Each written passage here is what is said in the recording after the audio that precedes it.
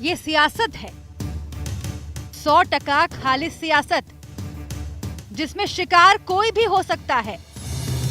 अपने पराये होते हैं, बदलते वक्त के साथ समीकरण बदलते हैं, जरूरतें बदलती हैं और बदल जाती है तस्वीरें भी। लौह पुरुष बेबस नजर आ रहे हैं। बीजेपी के कृष्ण को गीता का सार आत्मसात करना पड़ रहा है। सखा शिष्य अपने बेगाने हो गए। अर्जुन ने द्रोणाचार्य पर कमान तान दी है।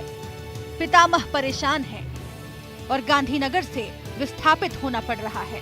जिन्हें राजनीति का पाठ पढ़ाया वही आज राजनीति का सबक दे रहे हैं। शायद इसी को कहते हैं गुरु का गुड़ ही रह जाना और चेले का शक्कर हो जाना।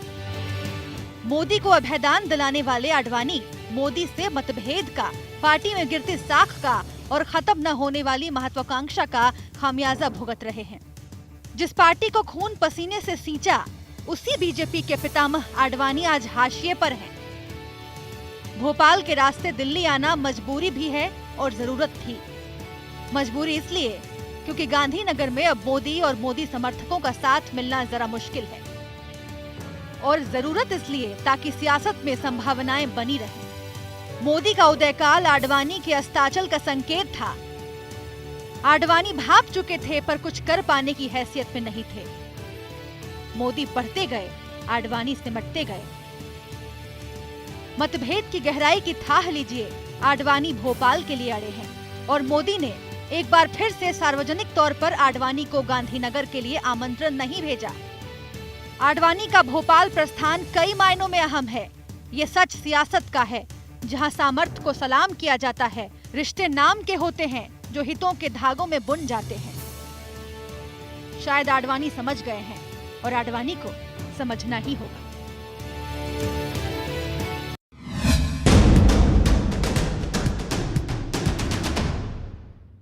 जी हाँ, दौर दौर की बात होती है, वक्त वक्त का तकाजा होता है। वक्त बदलता है और दौर भी बदल जाता है। आडवाणी भी इस बदलते दौर के शिकार लगते हैं। सियासत का सबक आडवाणी के सामने है। और अब आडवाणी को भोपाल पसंद आ चुका है। गांधीनगर से रिश्ता तोड़ने पर आमादा हैं। क्या है इसकी वजह? क्या मोदी से मतभेद या फिर हार का डर? क्या डर के आगे भोपाल है?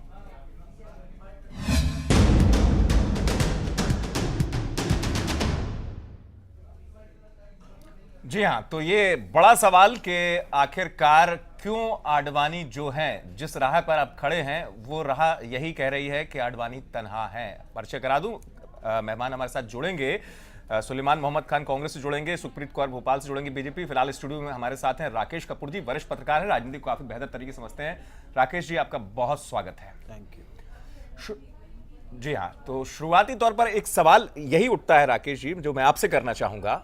लाल कृष्ण आडवाणी लौह पुरुष पार्टी के आज इस स्थिति में क्यों खड़े हैं? मैं गांधीनगर और भोपाल के दरमियान के फासले को समझूंगा आपसे, लेकिन जहां वो खड़े हैं वो राह तन्हा है।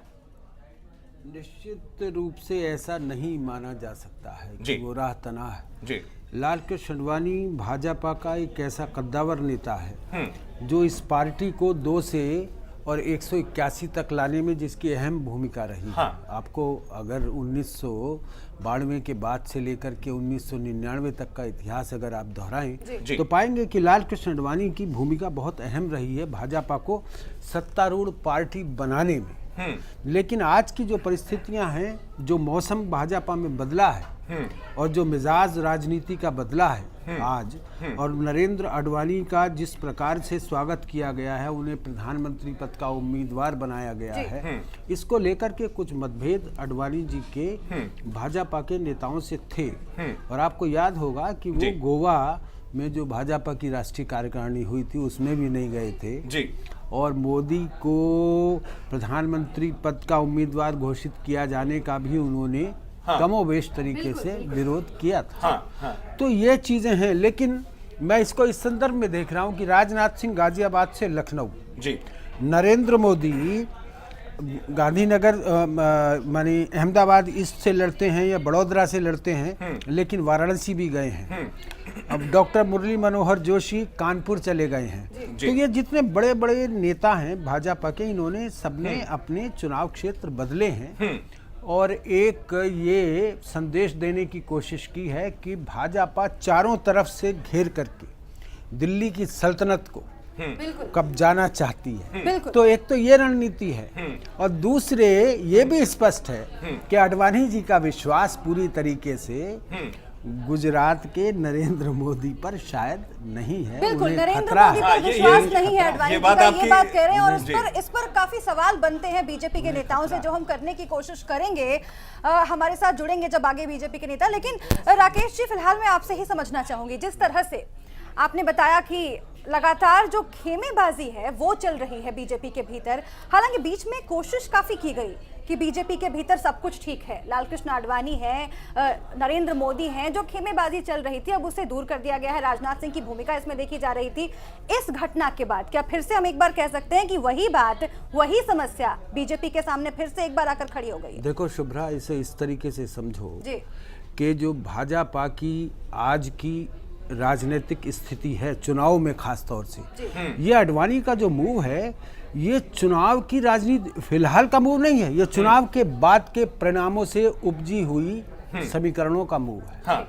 वो एक अल्टरनेटिव, हाँ। वो एक विकल्प भाजपा में देना चाहते हैं, चूंकि वो उप प्रधानमंत्री रहे हैं, चूंकि वो भाजपा के सबसे बड़े नेता, एनडीए के चेयरमैन आज की तारीख में भी हैं। हाँ। ये बात तो हमें समझनी होगी ना। हाँ। तो एक विकल्प भाजपा के सामने छोड़ना चाहते हैं और वो ऐसा विकल्प है जिसमें जो भाजपा की तेज रफ्तार दौड़ती हुई गाड़ी है, अगर वो कहीं इधर उधर थोड़ी फिसलती है, थोड़ी कमी रहती है, हाँ। तो उसमें लालकृष्ण आडवाणी एक स्वतः विकल्प के रूप में उभरे रहें। एक तो पक्ष ये है। हाँ। और दूसरा पक्ष इसका शुभ्रा जी ये है कि लालकृष्ण आडवाणी किसी भी रूप में यह स्वीकार नहीं कर सकते, हाँ। आज भी, हाँ। कि उनकी जो राजनीतिक सत्ता है जी। उसको कोई दूसरा व्यक्ति चुनौती दे। जी। वो भाजपा के एक अनुशासित सिपाही हैं, नो डाउट, जी। आरएसएस के कार्यकर्ता हैं, नो डाउट। वो मैं उस लालकृष्ण आडवाणी को जानता हूँ जिन्होंने भरी संसद में कहा था कि आरएसएस इज एन यूनिवर्सिटी, जहाँ से बीजेपी के नेता निकल करके आते हैं, वहीं के ये सारे प्रोडक्ट्स हैं, चाहे वो नरेंद्र मोदी हो, मुरली मनोहर जोशी हो, अटल बिहारी वाजपेयी हो, अरुण जेटली हो, XYZ कोई भी हो। तो इसलिए उनके सामने इस समय जो दिक्कत है वो ये है, चूंकि नरेंद्र मोदी का पहले ही मस्तकाभिषेक हो चुका है, बिल्कुल। और वो आरएसएस ने किया है। हाँ। इसलिए लालकृष्ण आडवाणी एक ऐसा सुरक्षित स्थान, हाँ। वो, लेकिन इसका मतलब ये नहीं बिल्कुल, कि लेकिन सवाल ये है, सवाल एक ये मिनट है, शुभ्रा, जी, एक जी, सेंटेंस जी, में पूरा, जी, वे ये नहीं जानते कि भाजपा की लहर चल रही है, वो जानते हैं अगर इस लहर में लालकृष्ण आडवाणी की टांग कोई खींचने की कोशिश करता है तो उनका फिर ये राजनीतिक निश्चित रूप से अस्ताचल बिल्कुल, है। बिल्कुल। सवाल यहाँ पर यह है अमित कि आखिर ऐसी नौबत क्यों आई, आखिर क्यों जो पितामह कहे जाते हैं, जो लौह पुरुष कहे जाते हैं बीजेपी के, उन्हें आज डर लग रहा है गांधी नगर से लड़ने में, या फिर नरेंद्र मोदी के समर्थकों से उन्हें अपने ही भीतर घात का डर लग रहा है? हम इन तमाम बातों पर चर्चा करेंगे। हमारे साथ सुलेमान मोहम्मद खान साहब जुड़ गए हैं, स्पोक्स पर्सन है कांग्रेस के। खान साहब, मैं आपसे ये जानना चाहूंगी, अभी जो कुछ भी चल रहा है, आपने पहले भी, आपकी पार्टी ने लालकृष्ण आडवाणी के बारे में सहानुभूति दिखाई है, अब जब फिर से एक बार ऐसी बातें हो रही है, फिर से एक बार आडवाणी को गांधीनगर भेजने की कोशिश की जा रही है, जो कि पहले से उनकी सीट है, लेकिन वो भोपाल से लड़ना चाह रहे हैं, ऐसा लग रहा है कि खुश नहीं है पितामह बीजेपी के। आपकी प्रतिक्रिया इस पर? बिल्कुल सही कहा आपने। भारतीय जनता पार्टी में जिस तरह से अभी कारकर्दगी चल रही है, जो हमें चैनल्स के माध्यम से और सूत्रों से मालूम चल रहा है, हाँ। उससे बात साफ जाहिर हो चुकी है कि एक शख्स पूरी पार्टी पे काबिज हो चुका है। हाँ। राजनाथ सिंह जी गाजियाबाद से, और भारतीय जनता पार्टी, एक बात और, भारतीय जनता पार्टी जो ये शो कर रही है कि भाजपा की लहर है, माफ कीजिएगा सुलेमान जी, मैं आपको रोक रहा हूं, लेकिन बड़ी कांग्रेस में बड़ी खुशी आ रही है, आपके चेहरे पे भी बड़ी चमक आ गई है। मैं पहले जो पहला सवाल था उसका भी जवाब दूंगा और आपकी चमक वाले सवाल का भी जवाब दूंगा। हाँ, इसलिए मैंने पूछा आपसे। मेरा ये कहना है कि जो एक भारतीय जनता पार्टी और मोदी जी ने एक हवा बनाई कि भाई भाजपा की हवा चल रही है, और एक फार्स और एक मिथ जो बनाया है, एक झूठा प्रोपोगेंडा जो किया है कि मोदी जी की लहर है, भाजपा की लहर है, वो भी एक झूठ है। जैसे ही राज बब्बर जी को हम गाजियाबाद से डिक्लेयर करते हैं तो राजनाथ सिंह जी अपनी सीट छोड़ के लखनऊ चले जाते हैं, लखनऊ की सीट से कलराज मिश्रा जी दूसरी सीट पे चले जाते हैं, अरुण जेटली साहब का मूल स्टेट दिल्ली है, वो अमृतसर चले जाते हैं। लाल कृष्ण आडवाणी जी ये नहीं तय कर पा रहे हैं कि कहां से मैं सेफ हूं। गांधीनगर से लड़ूं तो कहीं मोदी जी मुझे हरा नहीं दे, भोपाल चला जाता हूं क्योंकि शिवराज सिंह चौहान जी इस वक्त ये माने जाते हैं कि उनके माफ कीजिएगा मैं आपको रोक रहा हूं, माफ कीजिएगा मैं आपको रोक रहा हूं सुलेमान साहब। फिर अगर आपकी पार्टी की मैं बात करूं तो बनारस में आप इंदिरा तिवारी की बात भी तय नहीं कर पा रहे कि अब किसको लड़ा दें। दिग्विजय सिंह जी का आप नाम आने लगा है।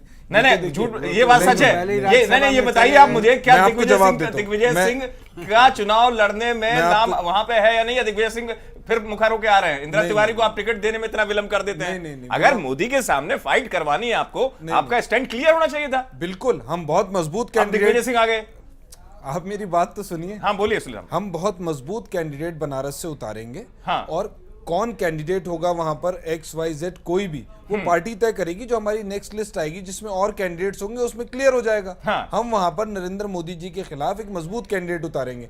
बात आज का मुद्दा यह है कि किस तरह से लाल कृष्ण आडवाणी जी जो भारतीय जनता पार्टी में एक सबसे सीनियर लीडर माने जाते हैं, और उसके अलावा भी मुरली मनोहर जोशी साहब भी सीनियर लीडर थे, तो इन सब की सीनियोरिटी और इनका पार्टी के लिए काम, वैसे तो ये भाजपा का इंटरनल मैटर है, एक व्यक्ति विशेष के लिए, मान लिए मोदी जी के लिए सब कुछ खत्म हो चुका है। जो वो चाहते हैं उसे डोमिनेट करते हैं। ये बेसिकली ये दिखाता है कि भारतीय जनता पार्टी एक आदमी की पार्टी हो चुकी है, पूरी तरह एक आदमी की पार्टी। और कांग्रेस पार्टी में सारे लोगों का डिसीजन चलता है, इलेक्शन कमेटी का एक फैसला आता है और फिर डिसीजन होता है। ठीक है राकेश साहब, मैं आपसे जानना चाहूंगी, जिस तरह से बताया जा रहा है, जिस तरह से सुलेमान साहब कह रहे हैं कि एक ही आदमी की बात चल रही है बीजेपी के भीतर, और ये बात तमाम बीजेपी के विरोधी, तमाम नरेंद्र मोदी के विरोधी कहते रहे हैं, लेकिन यहाँ पर जो मसला है, कहीं ना कहीं जो महत्वाकांक्षा है लालकृष्ण आडवाणी के भीतर, पीएम इन वेटिंग वो लंबे समय से रहे, उसके बाद ये कहा गया कि अब उन्हें सीट खाली करनी चाहिए, अब उन्हें रास्ता देना चाहिए नए लोगों को, नरेंद्र मोदी को। हालांकि उस वक्त भी काफी माथापच्ची करनी पड़ी,